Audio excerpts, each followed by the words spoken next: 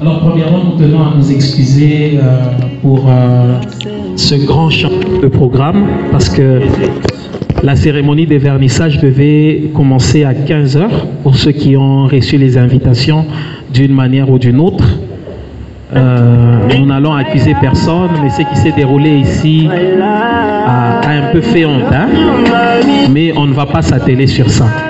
On ne va pas s'atteler sur ça parce que ça ne dépendait pas de l'organisation ou de nous-mêmes, mais il y a eu un petit problème parce qu'à la même heure, 2 manifestations étaient programmées et celui qui devait donner à l'un ou l'autre ou à l'une ou l'autre des organisations a choisi l'autre que nous et on était obligé d'attendre. Est-ce que vous acceptez nos excuses? Alors dans la salle, les gens sont très mous. Je comprends, mais du moins ça ne nous empêche pas de passer à la cérémonie de vernissage du livre. Avant qu'on entre en détail, on va d'abord recevoir l'auteur. J'aimerais au moins, même si on est fatigué d'avoir attendu, qu'on l'encourage. J'invite ici dans cette salle Madame Sandra Sangagé Mouchitou. Et pendant qu'elle entre, on peut ovationner, on peut applaudir pour elle. Est-ce qu'on peut l'encourager encore davantage?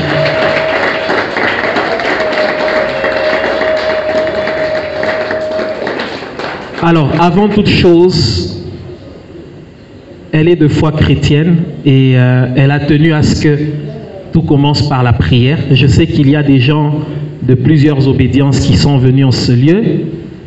Il y a une cause qui nous a réunis, c'est le livre dont le vernissage se fera dans quelques instants.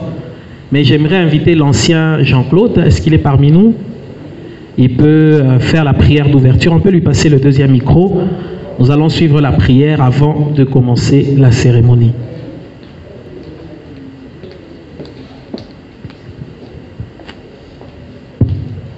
Prions. Éternel Dieu, notre Père, toi qui es le maître des temps et des circonstances, dans ta grâce, Seigneur, tu as réservé cette circonstance pour que nous puissions y participer.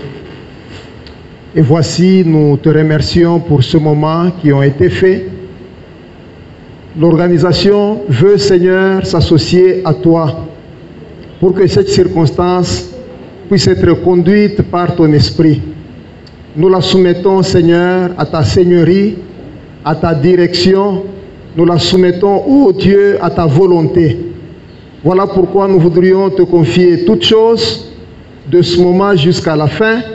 Nous les laissons sous ta bienveillance. Nous nous abandonnons tous à toi et nous prions, Seigneur, te recommandant cette cérémonie au nom de Jésus-Christ. Amen. Amen. Alors très rapidement, nous n'allons pas tarder. Nous allons passer peut-être à présenter l'auteur du livre avant qu'on puisse passer à autre chose. Mais moi, j'aimerais dire que c'est Madame Sandra, c'est une femme forte. C'est une femme forte parmi tant d'autres, bien entendu, dans la vie de Lubumbashi, dans notre pays.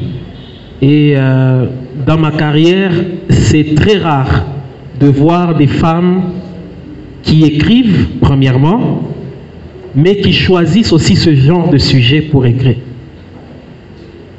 Ça fait autant d'années que je couvre. Moi, je me présente. Je suis Isaac Ndoua. Je suis journaliste à la RT Mwangaza. Ça fait déjà 10 ans.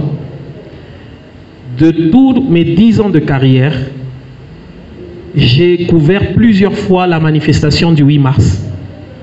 En tout cas, ça se déroule de plusieurs façons.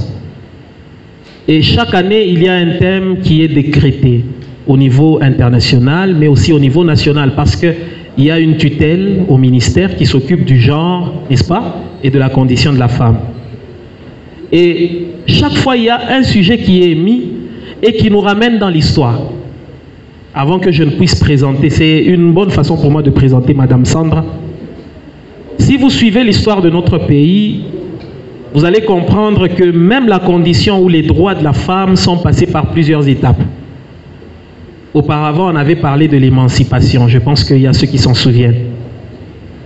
Dans l'histoire du Congo, déjà, après d'ailleurs la promulgation de la charte de l'Organisation des Nations Unies, à cette époque-là, on a commencé à considérer les droits de la femme. Et pour preuve, ici au Congo, bien que ce n'était pas très courant, on a quand même connu une femme qui était ministre. Je pense que c'est le gouvernement Adoula ou je ne sais pas, Madame Sophie Kanza. Pour ceux qui connaissent, ils vont se renseigner. Elle a été ministre dans ce pays. C'était des gouvernements entre 1960 et 1970, avant que le président Mobutu ne prenne le pouvoir. Déjà, il y avait des femmes qu'on pouvait hausser à ce niveau-là. Après l'émancipation de la femme, on a commencé à parler de la parité. C'est un terme qui est parti très loin, qui a été même au centre des débats, dans des forums. Il y a des conceptions religieuses qui se sont aussi ajoutées. Mais en dehors de la parité, qui a d'abord pris beaucoup d'années, parce qu'il y a beaucoup de thèmes qu'on a développés sur la parité, on a parlé de l'autonomisation de la femme. Comment est-ce que la femme peut aussi se développer par elle-même sans dépendre du mari? Je suppose qu'il y a peut-être des juristes parmi nous. On va parler dans la loi de l'autorisation maritale. Il y a beaucoup de choses qui entrent en jeu pour permettre à la femme de s'épanouir. Alors, le jour où j'ai reçu Madame Sandra sur le plateau de l'émission, dans Tout va bien, elle est venue présenter ce livre. Le livre s'intitule « L'heure est arrivée pour l'intégration sociale de la femme congolaise après la victoire sur l'acquisition de ses droits ». D'ailleurs, je l'avais beaucoup animé ce jour-là. J'ai dit ça, c'est vraiment un sujet de mémoire, ça. On dirait une thèse. Quand je l'ai entendu parler, quelle que soit la conception que chacun de nous peut avoir, selon ses leitmotifs, ça peut être religieux, ça peut être traditionnel, parce qu'il y a aussi des lois coutumières qui régissent la condition de la femme. Quel que soit tout cela, moi ce qui m'a plu, c'est qu'elle considère que la femme, tout comme l'homme, est un être humain. C'est-à-dire c'est une personne qui a une conscience, une intelligence, du potentiel, des capacités. D'ailleurs, à ce jour, vous l'êtes sans ignorer que le plus long règne d'un chef d'État ou d'un régent, c'était une femme, c'était la reine Elisabeth II.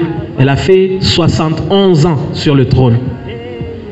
Et durant ces 71 ans, comparé le temps où elle a dirigé l'Angleterre, de ce que nous voyons avec son prédécesseur, ou son successeur plutôt, on voit que la donne a un peu changé.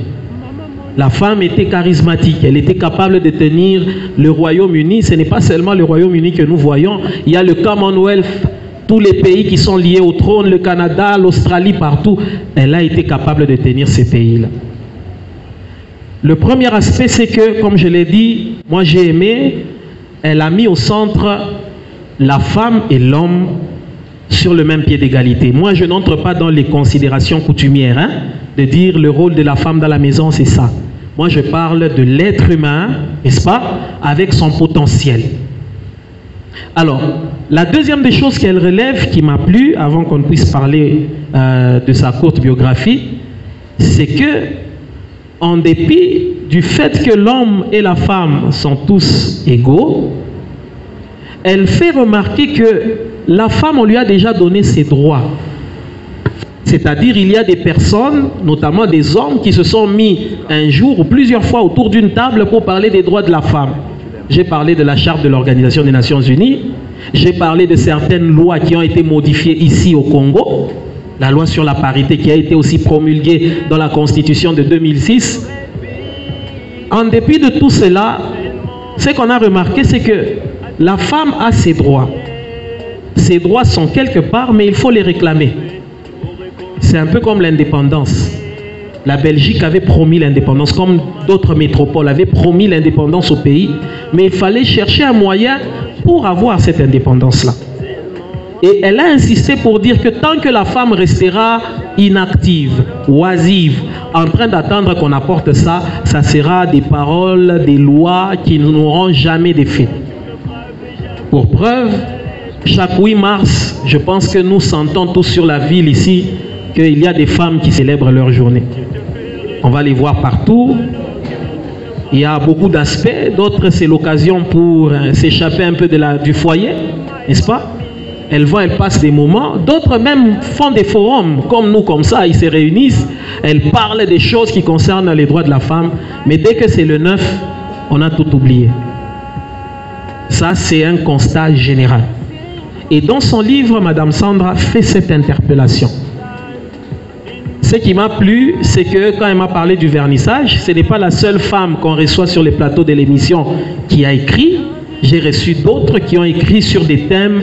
Quand vous les lisez, vous vous dites que les femmes sont capables de faire beaucoup.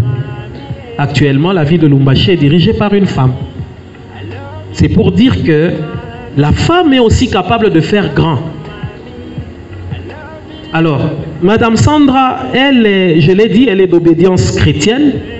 Pour ceux qui auront l'occasion sûrement de lire ce livre, moi je l'ai lu en diagonale, elle m'a parlé de ses motivations, elle viendra elle-même bien expliquer ce qu'elle fait. Il faut savoir qu'elle est mariée, à M. Didier, je ne sais pas s'il est parmi nous, je n'ai pas eu l'occasion de le croiser, on va quand même l'accueillir. Est-ce qu'il est là? Il n'est pas encore là. Quand il va venir, on va l'accueillir. Elle est mère de 2 enfants. Et puis, elle est formatrice à l'école du dimanche. Moi, j'ai aimé dans sa biographie l'activisme là, le fait qu'elle soit tout le temps dans l'activité, qu'elle cherche des choses à faire.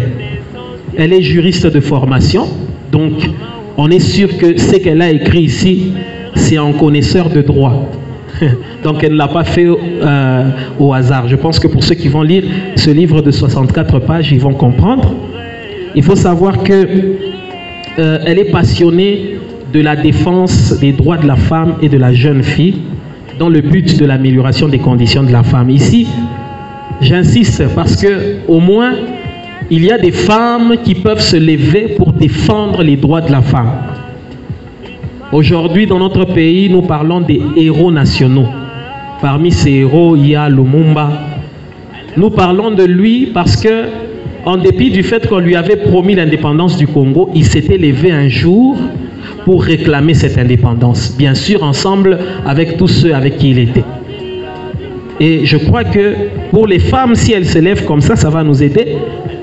Comme je l'ai dit, elle a fait ses études. Madame Sandra a fait ses études à l'université de Lubumbashi. Elle a eu son diplôme en 2015. Mais déjà en 2022, elle a édité un livre. C'est déjà quelque chose de très intéressant. Elle continue à faire des recherches. Elle est chercheuse aujourd'hui. Elle est aussi écrivaine. Est-ce qu'on peut l'encourager par des acclamations?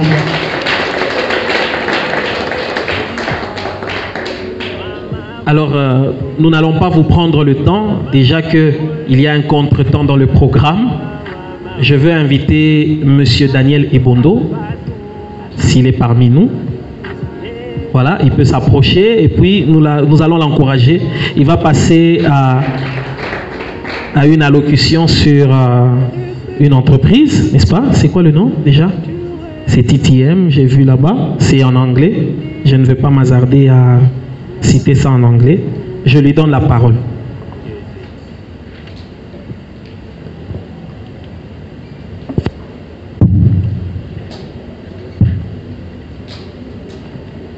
Voilà, bonsoir à tous.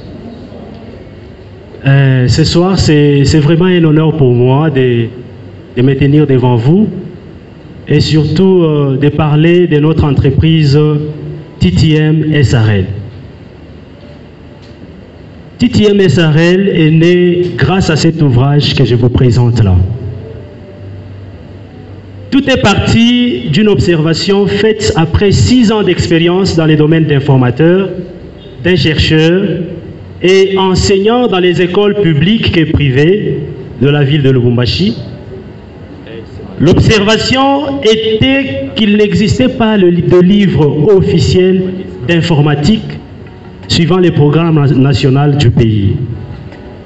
Et en tant que chercheur, j'ai eu l'initiative à cet effet de concevoir un livre d'informatique intitulé « Comment enseigner l'informatique en 5e et 6e commercial et informatique ». Déjà, je vous signale que cette section n'existe plus. Aujourd'hui, on a la section commerciale et gestion. Ce document a été préfacé par une religieuse en qualité de conseillère pédagogique à l'Institut Lopeto à Fongoromé. Ce qui est encore grave, c'est quoi? Le livre est terminé en 2013. Ce n'était pas facile pour moi de le faire éditer parce qu'il fallait l'autorisation de l'État. Et ça a pris du temps. Et c'est en 2017 que le livre a été officiellement édité et publié. C'est là que j'ai eu l'autorisation, après 4 ans de démarche. Ce qui n'était pas facile pour moi. Et pendant les 4 ans, je vous signale que le premier, il est fini, je l'ai écrit. Malheureusement ou heureusement, les voleurs sont entrés dans la maison, ils ont volé même l'ordinateur sur lequel j'écrivais les livres. J'ai terminé, j'ai pris encore le courage à nouveau, je l'ai écrit. Heureusement ou malheureusement, je pars avec le livre dans les disques durs à l'église, et un frère de l'église que je connais très bien, il a volé les disques durs. Pendant les 4 ans, pour dire que ce n'était pas facile. Et par là, j'ai compris qu'il en résulte que plusieurs chercheurs, jeunes évangélistes, enseignants, professeurs, femmes dynamiques, comme Madame Sandra, ont les soucis de publier aussi leurs connaissances, leur expérience. Mais malheureusement, ils ne savent pas comment s'y prendre. Par quelle institution passer, ni par quel contact aborder. Limités par ces contraintes, certains lâchent prise et abandonnent leurs projets.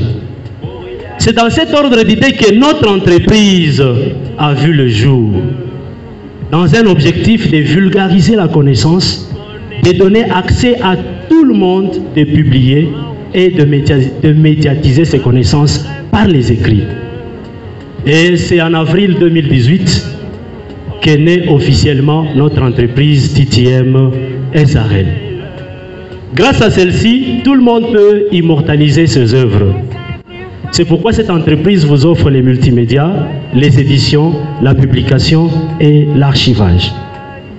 En dehors de ça, notre entreprise vous offre des formations gratuites en entrepreneuriat et en rédaction des ouvrages, par exemple sur comment autopublier son livre. Et je n'évolue pas seul, je vous ai dit que je suis le représentant. Là, permettez-moi de vous présenter le conseiller juridique qui n'est pas là, c'est le maître Arsène. Et je vous présente les chargés de marketing, M. Idriss, qui m'a accompagné ce soir. M. Idriss, on peut vous saluer. Voilà, merci beaucoup. Et depuis sa création jusqu'à maintenant, nous avons publié plusieurs ouvrages, parmi lesquels Quitte la maison de ton père, l'ouvrage écrit par les pasteurs Esdras Kalonji de Kipushi. Un autre ouvrage, c'est La vie chrétienne et la marche dans le désert, les livres écrits par mon pasteur direct, le pasteur Michel Badi. Un autre ouvrage scientifique, Physique 6e HP, hôtesse artistique, sociale, 5e scientifique. Livre écrit par M. Louemboué Barwani, qui n'est pas avec nous. Et plusieurs ouvrages, et je souhaiterais vous présenter l'avant-dernier, parce que le dernier c'est celui de Madame Sandra. L'avant-dernier c'est La gloire est là. Livre écrit et publié par notre entreprise, écrit par le pasteur Jacques Raymond Goïkakoudji. Je vous informe que ce livre a été vendu aux enchères. Le premier livre à 4100 $. Le deuxième livre à 4000 $. Et aujourd'hui, le livre est vendu à 15 $. Pour finir, celui qui nous a réunis ce soir, c'est le livre de Madame Sandra Sangaji Mouchitou. Permettez-nous de la saluer encore une fois. Et là, directement, je passe le micro aux journalistes. Madame Sandra, on peut vous dire bonjour. Levez-vous, s'il vous plaît. Ça fait du bien de vous voir debout. On l'encourage encore une fois. Merci beaucoup pour votre attention. ce soir. Merci madame. Alors sans tarder, comme nous avons déjà présenté l'auteur et que nous courons derrière le temps, nous allons donc donner la parole à madame Sandre qui va nous parler de la quintessence ou de l'essentiel même de son ouvrage. J'ose croire que si nous la suivons avec attention, nous allons comprendre que parmi les femmes, il y en a qui pensent très grand. Est-ce qu'on peut l'encourager pendant qu'elle passe ici devant?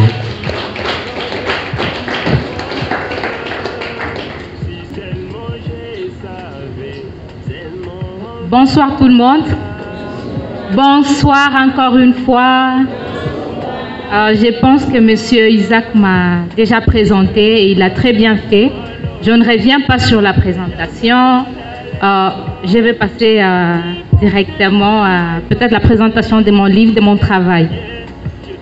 Aujourd'hui, je viens vous présenter un livre que j'ai écrit qui a comme titre « L'heure est arrivée pour l'intégration sociale de la femme après la victoire sur l'acquisition de ses droits ». Et ce livre est un livre que j'ai écrit pour la sensibilisation de la femme. Et sensibiliser la femme, pourquoi? Parce que je vois cette femme qui a de droits, mais qui n'arrive pas à jouir totalement de ses droits, qui n'arrive pas à s'épanouir. Je vois cette femme qui reste encore dans la réserve, qui reste un peu à côté de ce qu'elle doit vivre, ce qu'elle doit avoir. Et un autre aspect, je vois aujourd'hui une femme qui a l'intention, qui veut s'intégrer, mais qui ne sait pas peut-être comment le faire. Et voilà pourquoi nous avons fait des recherches, et les résultats de nos recherches ont quelque chose qui pourra permettre à la femme de rendre son intégration effective, de s'intégrer dans la société et de jouir au fait de ses droits. Dans ce livre, nous avons parlé de la parité. Comme j'ai compris, moi personnellement, que si la femme n'arrive pas à s'intégrer, si la femme aujourd'hui elle est un peu écartée, c'est parce qu'elle est peut-être ignorante, elle n'est pas informée, c'est parce qu'il y a aussi son partenaire qui s'érige en barrière ou en, je ne sais pas, un obstacle. Et il y a aussi certaines choses que la femme manque. Et parmi les réponses ou les solutions qu'on apporte aujourd'hui à la femme, il y a la formation. Donc, dans ces livres, nous proposons des solutions à la femme. Nous mettons à la disposition de la femme en fait, quelque chose qui va la rendre indépendante, qui va peut-être redonner encore confiance à la femme et aussi l'informer par rapport à ses insuffisances pour son intégration, l'effectivité de son intégration. Et en abordant la notion de parité ou les principes de parité, nous avons défini, nous avons expliqué d'abord que la définition ou l'essence de la parité dépend du domaine où l'on se trouve et cela ne change pas ou ne se limite pas à l'égalité comme on a l'habitude de le dire. Parce que très souvent, même quand je faisais mes recherches, quand j'étais sur le terrain, j'ai compris qu'il y a en fait, de certaines confusions, qu'il y a ces insuffisances-là, qu'il y a en fait, les manques d'informations qui déroutent un peu, qui dérangent, qui bloquent la femme. Nous avons parlé aussi de droits des femmes. On a d'abord expliqué, où on a apporté quelque chose qui va toujours aussi aider. Déjà qu'on a commencé par expliquer c'est quoi les droits des femmes. Et là, les droits des femmes sont tout simplement de droits humains, de droits qu'on reconnaît à un être humain. Et comme la femme est un être humain comme l'homme, comme on a été tous créés à l'image de Dieu, et voilà pourquoi nous nous sommes donnés quand même, nous nous sommes donnés cette charge-là où on a eu ces soucis de travailler parce que moi-même étant femme, j'ai rencontré des difficultés en tant que femme et ces difficultés-là ont fait qu'à un certain moment de la vie, j'ai perdu confiance et il y a des choses que je ne pouvais pas faire, il y a des choses que je ne pouvais pas rêver. Même organiser une cérémonie comme celle-ci, c'était en fait, il fallait que je sois poussée, bien que j'ai demandé aux femmes de s'intégrer, aux femmes de s'élever, bien que je disais aussi aux femmes que voilà, on a de droit, la roue a déjà tourné, mais moi-même aussi, je souffrais toujours de la même maladie, je ne voulais pas, je ne croyais pas, et finalement j'ai compris, et comme on le dit souvent, qu'un enseignant, avant d'aller enseigner les autres, il commence par s'enseigner. Je me suis d'abord moi-même aussi enseignée et j'ai compris qu'il fallait, en fait, j'ai tout ce qu'il faut, je dois travailler sur ce que j'ai, et voilà pourquoi nous demandons à la femme de se former, de s'informer et qu'elle s'épanouisse, qu'elle jouisse. Achetons ces livres. Peut-être je suis allée un peu rapidement. Bon, le temps nous fait quand même défaut. Oui, je suis allée un peu rapidement.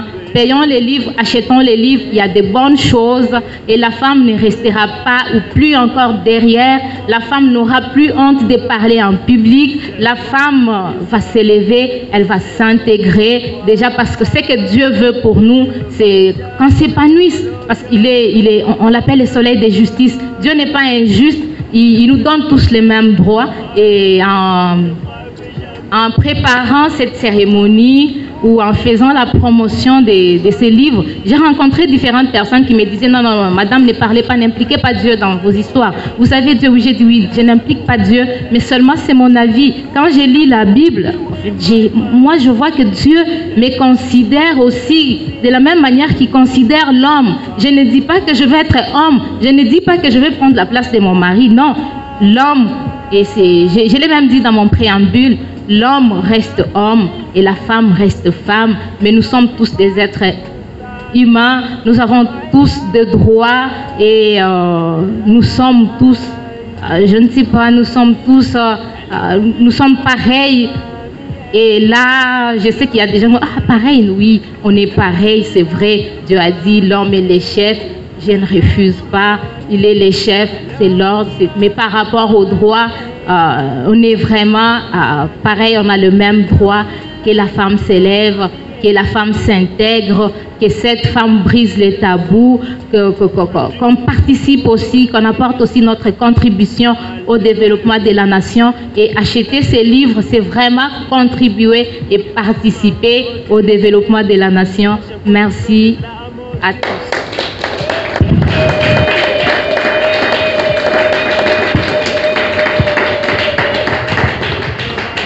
Est-ce qu'on peut encore l'encourager plus que ça? C'est très morose. Alors, beaucoup de gens n'ont pas compris pourquoi elle a été très concise comme ça. La question de la femme peut nous prendre des mois. On est d'accord, hein? Si elle prend le temps de commencer à entrer dans les matières, il fallait qu'elle nous mette l'eau à la bouche pour qu'on achète les livres, en fait. Il fallait qu'elle nous mette l'eau à la bouche. Parce que, vous savez, je pense qu'elle est juriste elle-même. Quand vous posez la question même aux constitutionnalistes, ils vous diront que la constitution peut changer. Hein? Ça fait combien d'années que nous avons notre constitution ici que nous avons? On vous dira qu'au début, il y avait la loi fondamentale et puis après, il y a eu des amendements. Ça pousse seulement à la réflexion. Mais je pense qu'elle a été concise pour nous pousser à lire.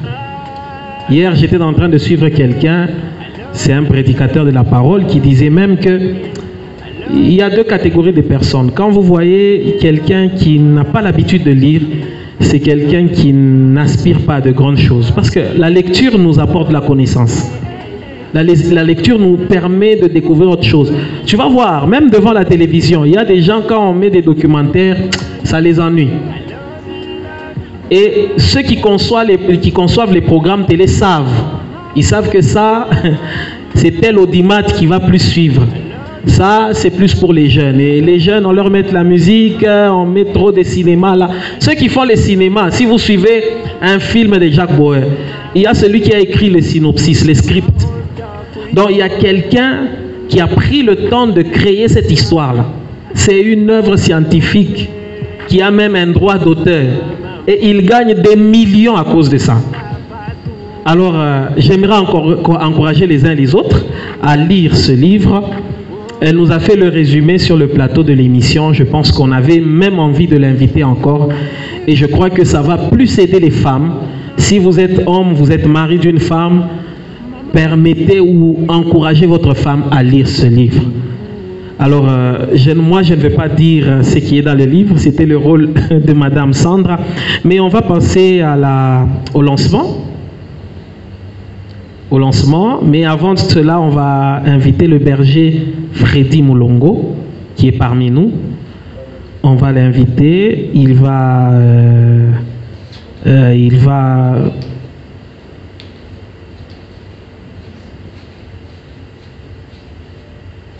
Ok, on me signale que...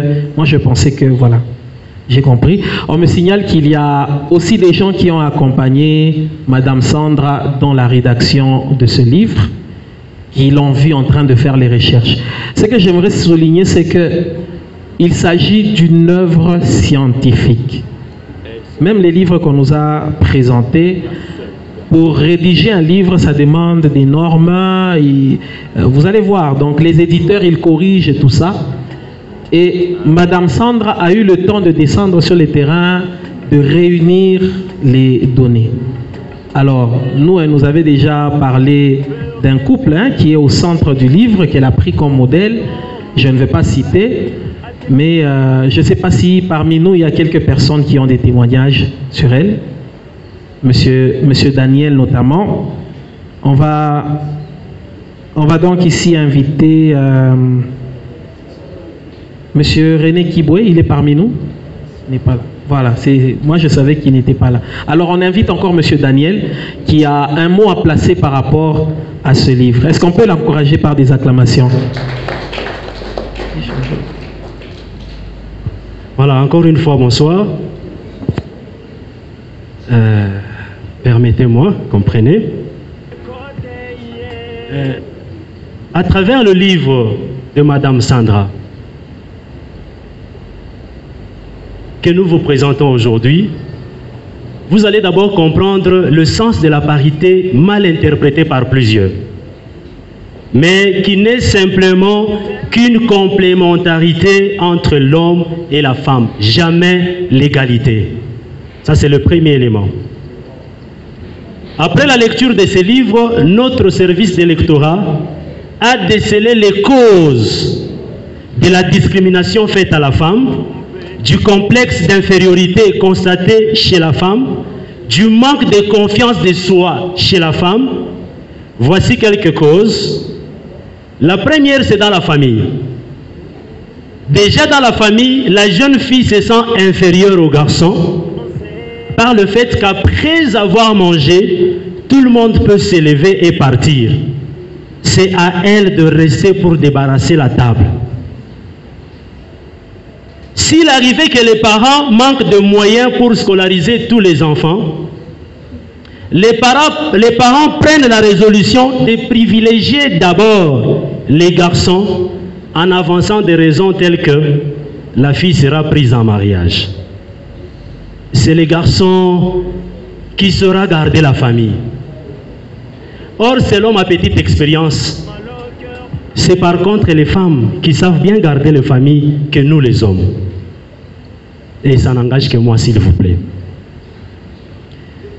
Je vous informe aussi que ma maman n'a pas étudié, ma maman biologique, à cause de cela. Et si mon grand-père était encore vivant, j'allais le poursuivre en justice à cause de cette discrimination et le sens d'irresponsabilité chez lui. Et il l'a fait avec tous ses enfants-filles. Les parents ont déjà attribué les tâches aux enfants en leur disant que ça, c'est seulement les filles qui doivent faire et ça, jamais le garçon.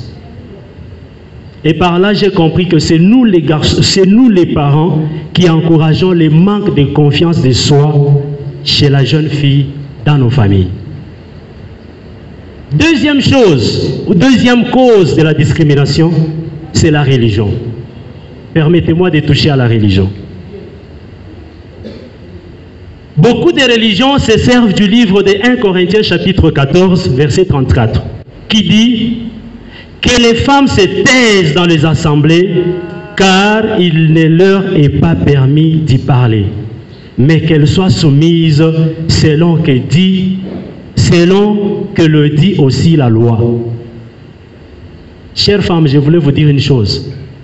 La première est que vous n'êtes plus sous la loi, vous êtes sous la grâce. À tous les lecteurs de la Bible, retenez quelque chose. Sachez que tous les livres de la Bible ont été écrits pour des raisons précises, à des moments précis, dans des lieux précis, pour des personnes précises. Estimées femmes, retenez que vous n'étiez pas les destinataires de la lettre que nous appelons 1 Corinthiens. La ville de Corinthe était sous la culture grecque. Or, chez les Grecs, les femmes sont des éternels mineurs d'âge, qui ne possèdent ni les droits juridiques, ni les droits politiques. Toute leur vie, elles doivent rester sous l'autorité d'un tuteur. D'abord leur père, puis leur époux, voire leur fils si elles sont veuves, ou leurs plus proches parents. C'est comme d'autres tribus en RDC qui considèrent encore la femme à ce 21e siècle comme un objet. S'il vous plaît, cela doit prendre fin. Après plusieurs études sur ces sujets, plusieurs chercheurs ont dit que ce sont les scribes qui avaient ajouté ces versets pour continuer à marginaliser la femme. À mon humble avis, je voulais demander aux femmes d'ignorer ces versets. Parce que dans le même livre, 1 Corinthiens chapitre 14, verset 5, Paul dit: toute femme au contraire qui prie ou qui prophétise la tête non voilée déshonore son chef. C'est comme si elle était rasée. Posez-vous la question. Quelle est la femme qui peut prier ou prophétiser sans ouvrir sa bouche? Donc Paul autorise à la femme de parler dans les assemblées en priant et en prophétisant. Nous ne sommes pas grecs, mais nous sommes congolais. Et toute femme congolaise a ses droits qui doivent être respectés jour et nuit, y compris sa liberté de religion et d'expression. D'ailleurs, les journalistes ont déjà dit, la mairie de Lubumbashi est gérée par une femme. Dites-lui de fermer sa bouche si vous acceptez le verset de 1 Corinthiens chapitre 14 verset 34. Troisième cause de la discrimination, c'est le pays en guerre. La violence des droits des femmes et des filles est très répandue dans des situations de conflit.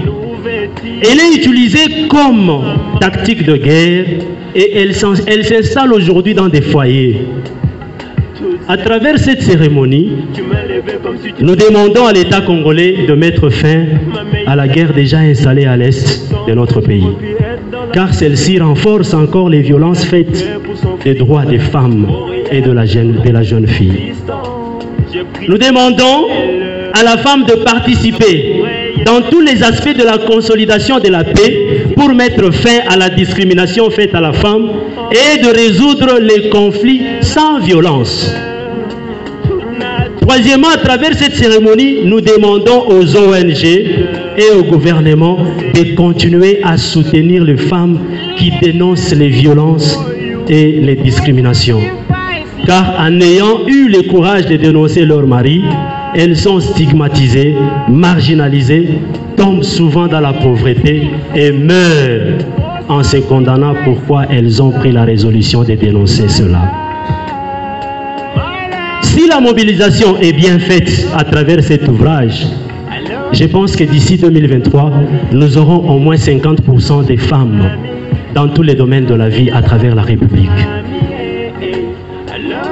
Si la mobilisation est bien faite, je crois qu'en 2050, nous pouvons vivre dans un pays sans violence ni discrimination faite à la femme et à la jeune fille.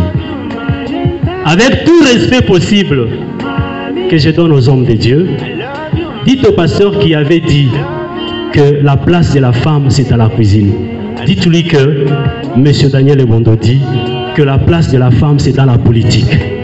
La place de la femme, c'est dans l'armée.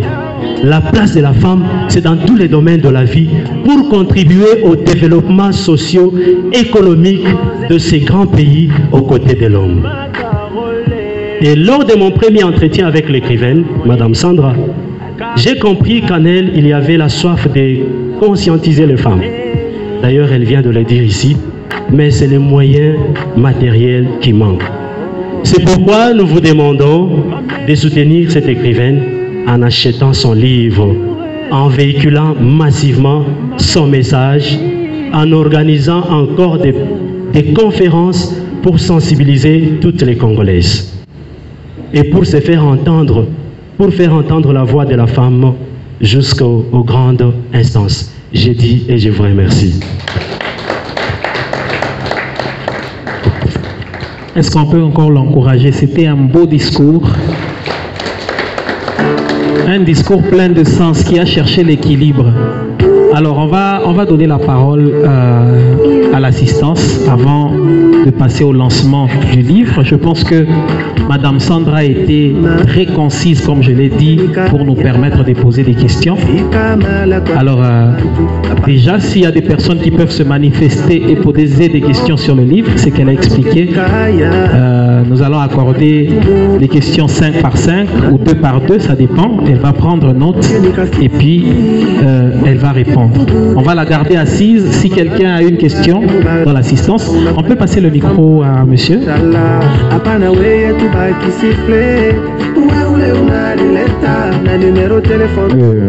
Merci pour la parole. C'est Francis Boucha. Je suis dans l'enseignement. Ça fait maintenant... Francis Boucha, vous dites? Francis Boucha. Oui.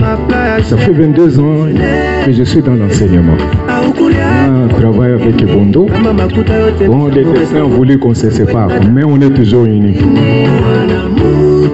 Je voulais encourager Madame Sandra.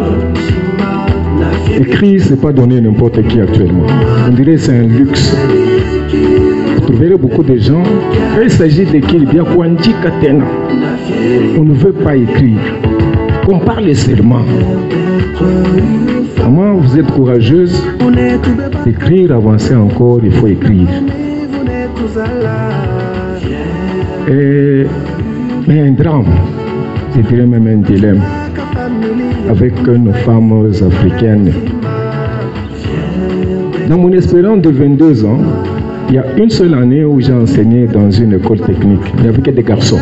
Le reste du temps, des écoles mixtes. Et le constat est que parfois les 5 premiers ce sont des filles. Daniel ne me dira pas le contraire. Et c'est la suite, il y a des garçons.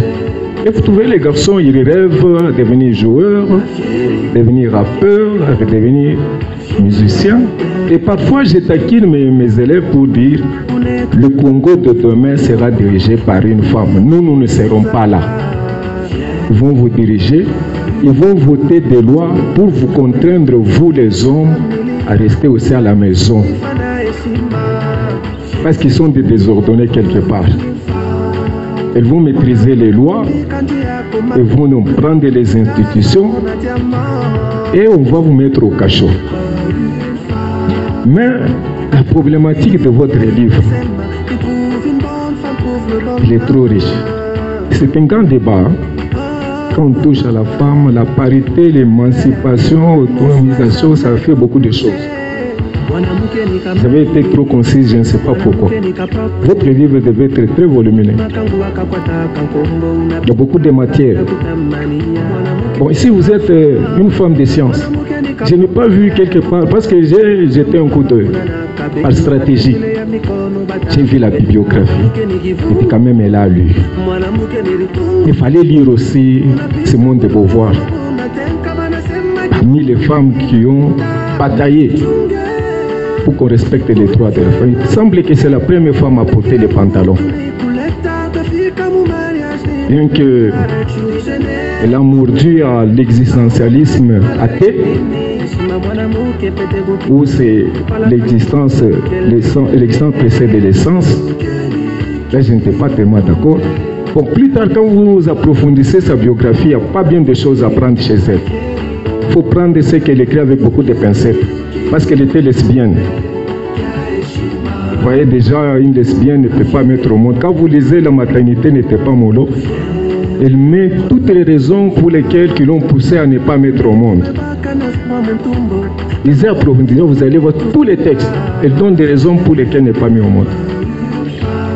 Et moi, j'attaque un peu les titres.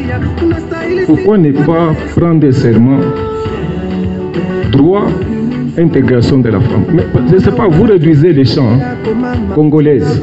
Est-ce que ce livre ne va pas traverser les frontières? L'image que vous livrez maintenant, pour les autres vont dire, bon, ça ne nous concerne pas. Elle a écrit. Pour les autres peuvent lire par curiosité et connaître encore davantage comment les femmes congolaises écrivent et leurs limites. Et vont arrêter les stratégies pour maintenir encore. Il faut avoir la vision des confins du monde, de traverser les frontières. Moi, j'aurais voulu prendre le droit et intégration de la femme, tout simplement. Quand vous mettez la victoire, bon, il y a eu querelle, il y a eu bataille, bon, je ne sais pas. Voilà pourquoi votre titre est là. Soyez un peu sensible si on vous conseille de réduire et de changer. Prochainement, s'il y aura une deuxième édition, modifiez le titre. Il faut y penser. Ma question est celle-ci. Les femmes n'aiment pas lire. Les femmes, germaines n'aiment pas lire. Les femmes africaines. Trouver une femme lire. Moi, j'ai ma fille, elle fait l'électricité. J'ai une grande bibliothèque. À un moment donné, pendant les vacances, j'ai dit, si tu ne lis pas le roman, je ne fais pas ça, je ne fais pas ça.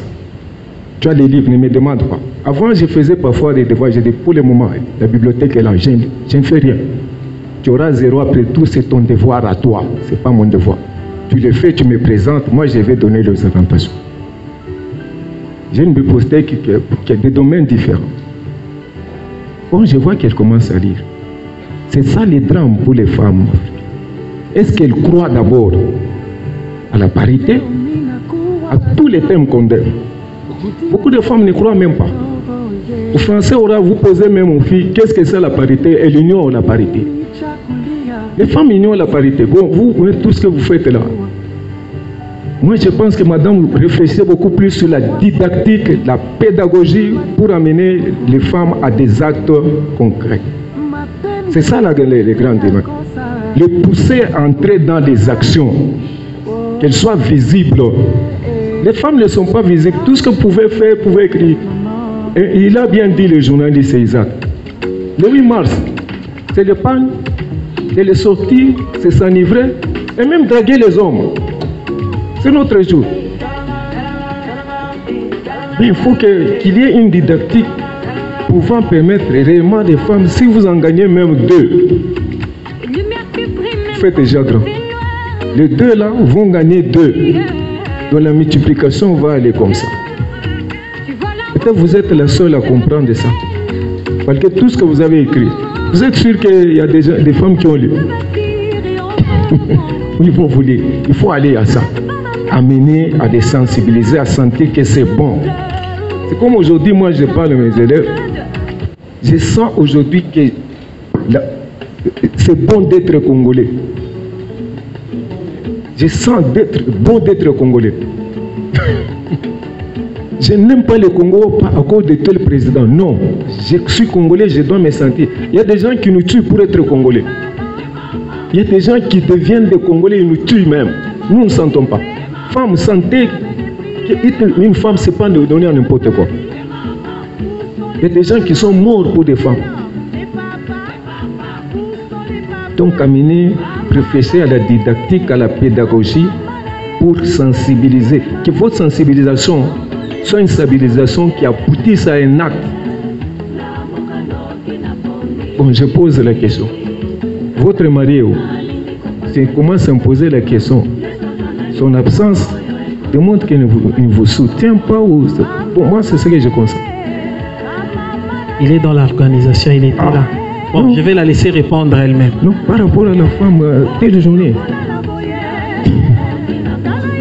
c'est déjà un problème. Si déjà ton mari ne te soutient pas, tu sensibilises aux autres hommes de soutenir les autres femmes. Donc ta stratégie n'est pas bonne aussi. Il faut aller, quel que soit ce qu'il pouvait faire.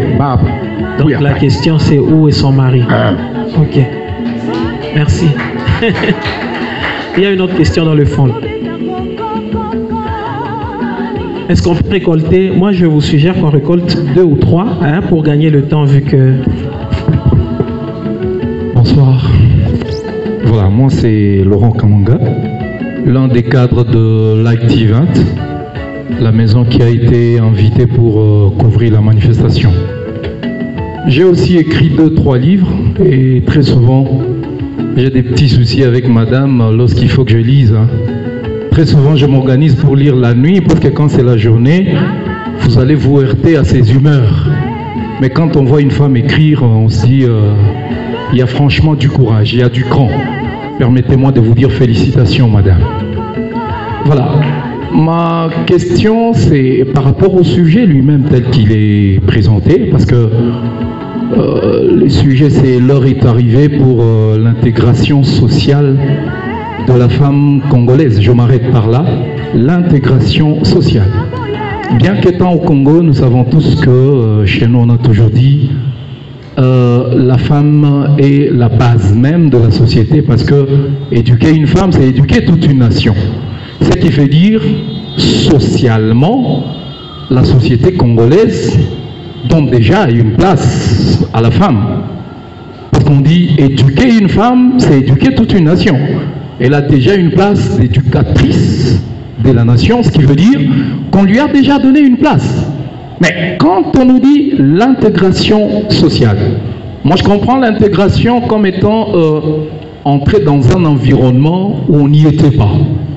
Et très souvent ça pose des problèmes. On va se heurter à ceux qui étaient déjà dedans. Eh bien, ma question est celle de savoir quelles sont les armes qu'elle propose aux femmes pour s'intégrer sans bruit dans cette société, parce que c'est l'intégration sociale de la femme congolaise. C'est vrai qu'ils ont eu leur victoire après l'acquisition de leurs droits, mais quelles sont les armes qu'elle propose aux femmes pour s'intégrer cette fois-ci socialement sans bruit, au-delà de la place qu'elle a déjà? Merci. Une autre question, comme ça on s'arrête à 3 et puis vous répondez. Celle-ci est claire. Merci, bonsoir tout le monde. Je commence premièrement par remercier Madame Sandra et remercier aussi l'organisation. Je me présente. Moi c'est Prince Kiabuta. J'ai reçu l'invitation de Madame Sandra. C'est quelqu'un avec qui on a évolué pendant longtemps. On s'est connus depuis bien longtemps. Quand je l'ai vu parler, ou quand les journalistes étaient en train de présenter son livre, j'étais profondément touché. Pourquoi? Parce que j'ai affaire à 2 personnes différentes. La Sandra, la sœur Sandra que moi j'ai connue quand nous étions à la JPC à l'église méthodiste unie, et la sœur Sandra que je vois aujourd'hui, croyez-moi que c'est 2 personnes tout à fait différentes. Pourquoi j'ai dit ça? Parce que j'ai l'impression réellement, elle a même dit quand elle présentait son livre, elle a dit qu'avant d'enseigner, il faut s'enseigner. Je pense qu'elle a eu à faire cet exercice. Je vais, avant de poser ma petite question, donner un petit témoignage. C'est parmi les sœurs qui ne parlaient pas. C'est parmi les sœurs qui avaient du mal à hausser sa voix. C'est parmi les sœurs qui étaient réservées dans l'assemblée. Alors aujourd'hui, j'ai l'impression que vraiment, il est affranchi. Vraiment de cette timidité. Et je la sens vraiment épanouie. Et j'ai profité de cette occasion pour la présenter mes très sincères félicitations. Je passe maintenant à mes 2 petites préoccupations. La première, elle est justement relative à l'acquisition des droits de la femme. Je voudrais juste poser cette question de savoir si réellement la femme a acquis ses droits. Je vais prendre un exemple. On nous parle de la parité même au niveau des institutions.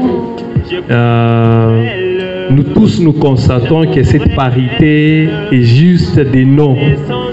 Je pense qu'un droit c'est quelque chose, je ne sais pas si je vais dire quelque chose ou bien un avantage que nous devons jouir, qui doit être d'application. Mais malheureusement, ce que nous vivons dans notre société, c'est des paroles, c'est des slogans, mais dans notre vie pratique, nous ne voyons pas vraiment. Aujourd'hui, moi personnellement, ça n'engage que moi. Je ne peux pas dire que la femme peut se réjouir en disant qu'elle a acquis tous ses droits. Et elle va peut-être nous expliquer là-dessus. Et ma deuxième préoccupation, c'est justement au niveau de l'éducation. Quelles sont justement ces perspectives, ces stratégies qu'elle pourrait justement... Bon, peut-être que je suis en train de poser une question, cependant que la réponse se trouve déjà dans votre livre. Permettez-moi quand même de vous la poser parce que je n'ai pas encore eu l'occasion de lire votre livre. En rapport avec l'éducation de la femme, sur le plan de l'éducation sociale, l'éducation religieuse et l'éducation au niveau de nos coutumes. Nous voyons que la femme est assujettie par notre façon de voir les choses dans notre société. Et ça a un impact sur l'estime de soi de la femme. Alors je voudrais savoir si vraiment votre livre a rencontré cette préoccupation et a même proposé des solutions quant à ce. Je vous remercie. Alors on prend d'abord les 3 questions, elle y répond et on va revenir à l'assistance.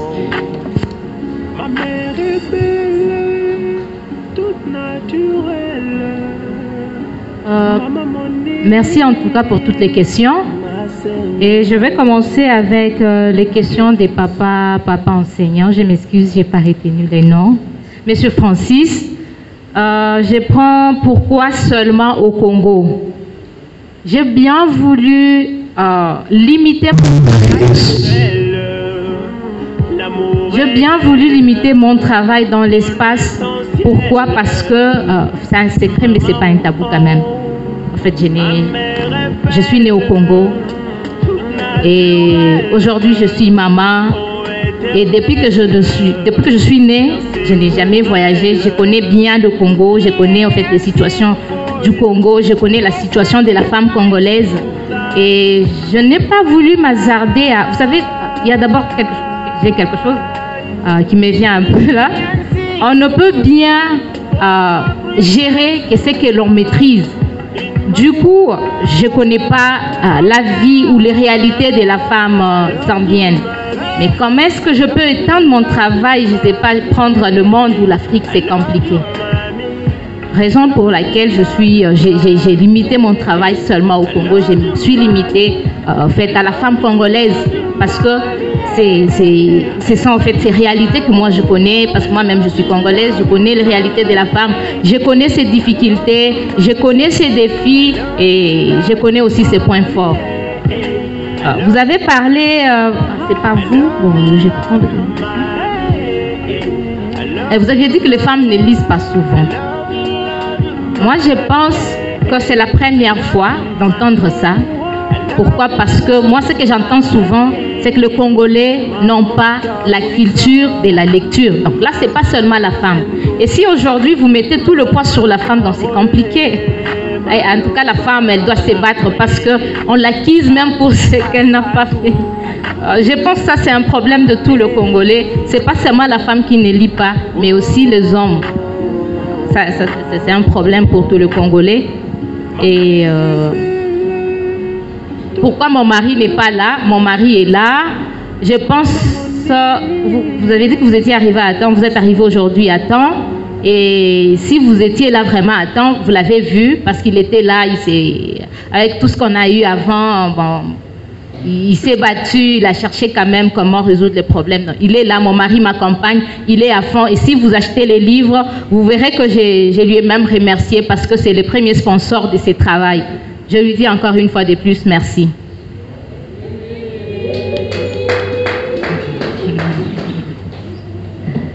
Je vais prendre les deux questions de Papa Laurent. Mais je m'excuse, il y a un autre aspect de sa question, peut-être que vous n'avez pas noté. Quand il a parlé de la culture de la lecture, il a posé la question de ce que vous mettez comme didactique pour amener les femmes à acquérir ça, à lire et à mettre en œuvre ce qu'elles ont acquis dans leur vie.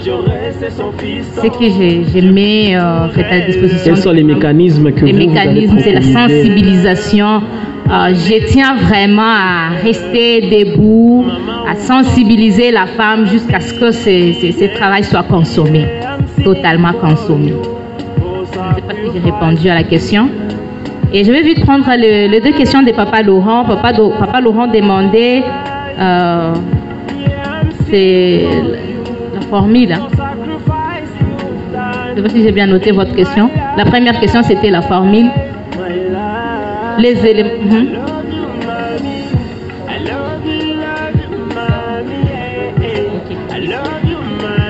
Voilà, par rapport aux armes, j'ai premièrement, ça c'est d'ailleurs la suite. Hein. La suite de mon livre, la deuxième partie de ce livre, c'est les exigences de l'intégration de la femme. C'est que l'intégration de la femme exige. Et là, j'ai donné, il y a l'information, parce que si on analysait bien en fait le problème de la femme, il y a une question ou un problème d'information. À part l'information, donc ça c'est une arme. La première arme c'est l'information et la deuxième arme c'est la formation aussi. Donc, là, quand je parle de la formation, je ne vois pas seulement les études. Donc, je vois les apprentissages, hein, quelque chose comme ça. J'ai étudié, mais sur ce que sur mes connaissances que j'ai acquises à l'université. Donc j'ajoute encore quelque chose. Il y a par exemple, en fait, avant je ne savais pas, je ne pouvais pas me tenir devant un public et parler. Donc aujourd'hui je me rends compte, je réalise que je dois apprendre à parler devant les gens. Parce que si j'apprenais à parler devant les gens, c'est une valeur ajoutée. Et à part la formation, il y a aussi le leadership. C'est une notion qui nous échappe, pas parce que je ne sais pas, on est faible de tout, non. C'est suite à certaines pesanteurs d'ordre culturel et éducationnel aussi. Ben, je pense que je sais pas, c'est la première question. Oui, j'ai répondu, je pense. Ok. Non, je pose la question. Ah, ok, c'était l'unique question. Merci. Et je vais prendre les deux questions aussi de Papa Prince Kiabuta, à qui j'ai dit aussi merci en passant. Enfin, j'ai dit merci à toute l'équipe, Maman Clarisse, Maman Mamie, merci vraiment pour ces grands soutiens. Le frère Prince demande si réellement la femme a acquis ses droits. Moi, j'ai dit oui, la femme a acquis ses droits parce qu'il y a même une loi qui fixe les modalités d'application des droits des femmes et de la parité. C'est la loi numéro 15 du 1er août, la loi numéro 15/013 du 1er août portant modalité d'application des droits des femmes et de la parité. Et par rapport à la jouissance, là, c'est un problème de la société. Vous savez, quand vous voulez en fait, rendre indépendante votre enfant, on met aussi à la disposition de cet enfant je sais pas, les moyens nécessaires. C'est vrai, il y a des mesures d'accompagnement, mais bon, hein, donc là, je me réserve ces mesures-là. Voilà. Et les mesures sont là, mais l'application est un peu compliquée. Et voilà pourquoi parfois dans notre pays, on a un problème de surlégislation. On a beaucoup de droits et les lois, on a beaucoup de lois, je voulais dire, et les lois sont plus circonstancielles. C'est quand il y a un problème, on sort une loi, on vous sort une loi, et après, dès que le problème passe, on oublie cette loi, demain on a un autre problème, on vous sort encore une loi, finalement c'est la surlégislation et tout. Bon. Mais elle a déjà acquise ses droits. Et par rapport à l'éducation, je me suis un peu perdue parce que j'étais en train de réfléchir pendant que vous parliez. La deuxième question, s'il vous plaît, je m'excuse, tonton.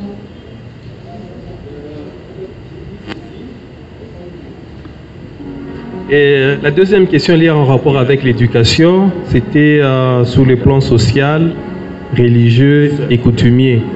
J'ai dit qu'en fait, il y a des pesanteurs justement qui ont un impact vraiment sur la femme. Et par conséquent, ça bloque un peu la femme à s'épanouir.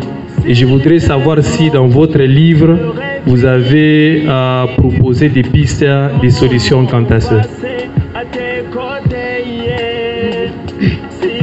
En fait, par rapport à ça, on a fait quand même des suggestions aussi. Nous avons suggéré quelque chose par rapport à l'éducation. Mais déjà, qu'on a un soutien. J'ai parlé dans mon livre de la vision mondiale. J'ai parlé de l'UNICEF aussi, qui se bat pour l'éducation, en fait, dans le domaine de l'éducation. Que tout le monde aille à l'école, filles, garçons, allons tous à l'école et tout. Et par rapport aux coutumes, je pense qu'il y a un problème des personnes qui sont attachées au roi de ce monde. Il y a des gens qui en fait, tellement qu'ils aiment, en fait, ils aiment être chef, ils aiment, je ne sais pas, être respecté, honoré.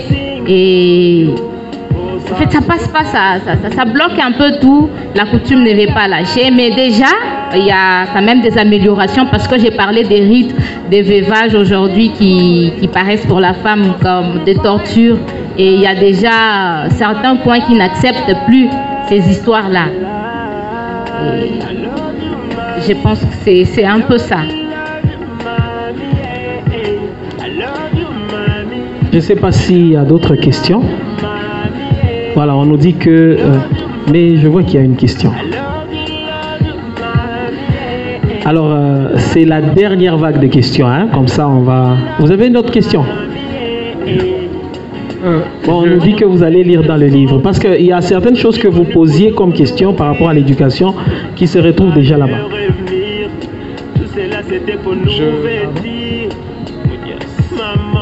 On prend une dernière vague.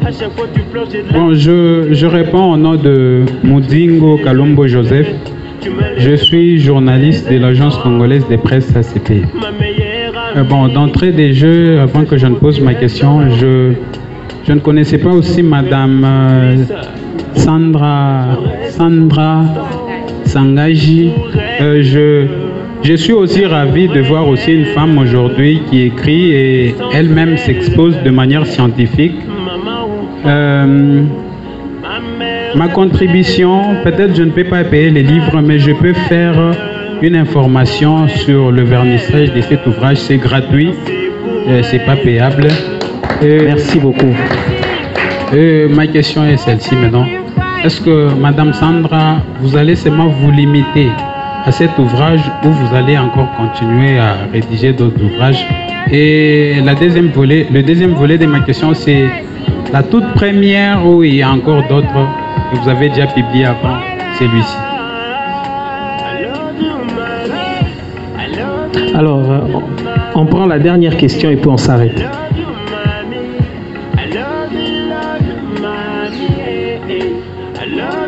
Merci beaucoup pour ces privilèges. Je vais juste poser une question à Madame Sandra. C'est un constat que je viens de faire dans l'Assemblée, il y a les hommes et les femmes. Je voudrais savoir si vous êtes content du fait qu'aucune femme ne puisse vous poser une question.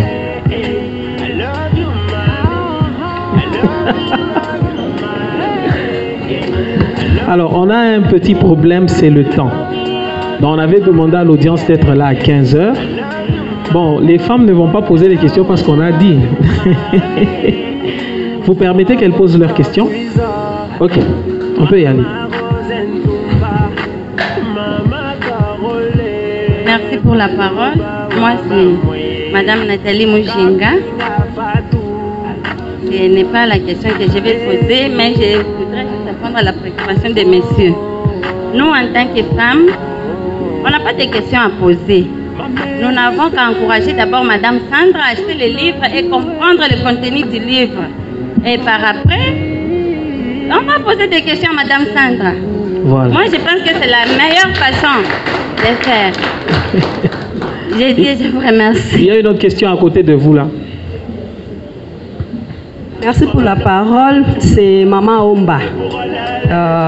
J'abonde dans le même sens que Maman Nathalie. Là, je n'ai pas de questions à poser, mais j'aimerais jeter vraiment des fleurs à Maman Sandra. Comme on l'a dit, souvent quand il y a, au fait, le 8 mars, donc il y a des thèmes qu'on donne et après les femmes se retrouvent, elles boivent, elles dansent. Donc il n'y a rien de concret qui apporte quelque chose à la femme. À entendre Maman Sandra parler et vu son livre, vraiment moi personnellement je sens un tonus là en moi. Je sens une force nouvelle qui vient d'entrer en moi afin que je puisse aussi me battre pour l'intégration totale de la femme dans la société. Merci.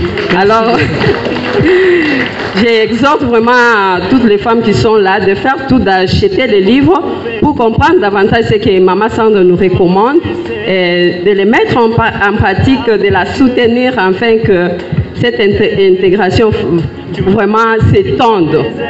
Voilà.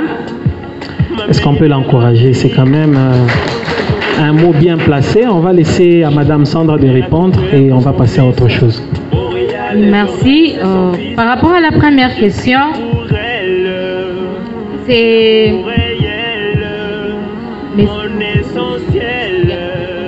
Je préfère vous appeler ça mon journaliste, monsieur le journaliste.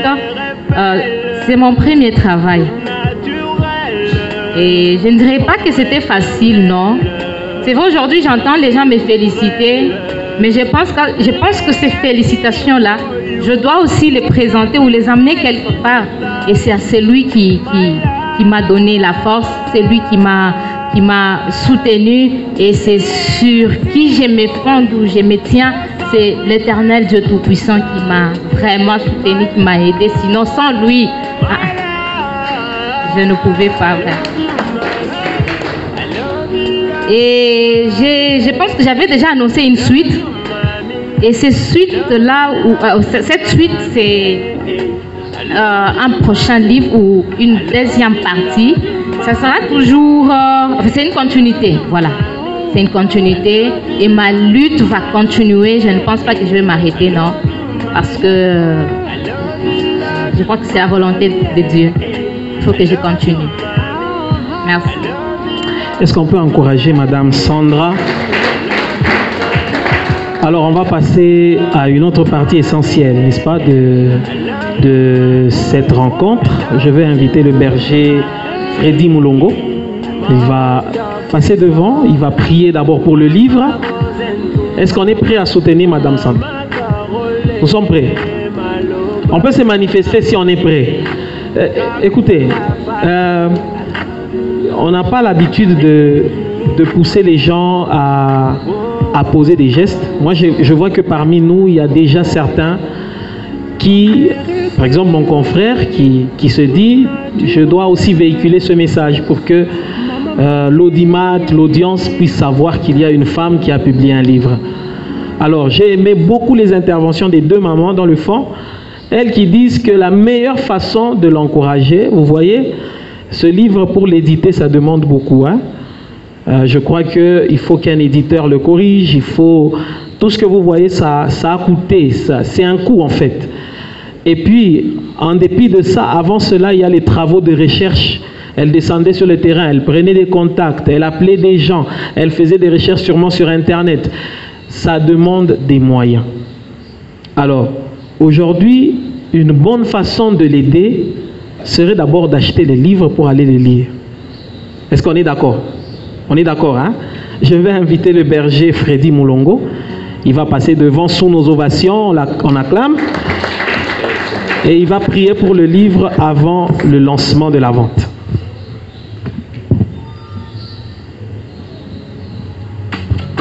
Bonsoir tout le monde. Je disais bonsoir tout le monde. Est-ce que nous sommes là? Voilà, je voudrais que nous puissions tous reconnaître la grâce de Dieu. La grâce de Dieu sur sa servante, Madame Sandra Mouchitou. Vous savez, écrire, ce n'est pas donné à tout le monde. C'est une grâce, c'est un don de Dieu. Est-ce que nous pouvons reconnaître cette grâce en acclamant fortement le Seigneur? Deuxièmement, je voudrais reconnaître le courage de cette femme. Ce n'est pas toujours facile, même quand on a une inspiration, de la mettre par écrit. Et ce livre, pour que ça arrive à ce niveau, je vous rassure que c'est passé par plusieurs étapes. Si c'était une autre femme, elle pouvait bien abandonner. Mais aujourd'hui, nous sommes en train de prendre part à une grande cérémonie de vernissage. Je pense qu'elle est une femme don pour nous. Et j'aimerais que nous puissions tous, à ses côtés, l'encourager. Ça, c'est le premier ouvrage. J'ai l'assurance que derrière cet ouvrage, il y en aura plusieurs. Je n'entends pas les amens dans la salle.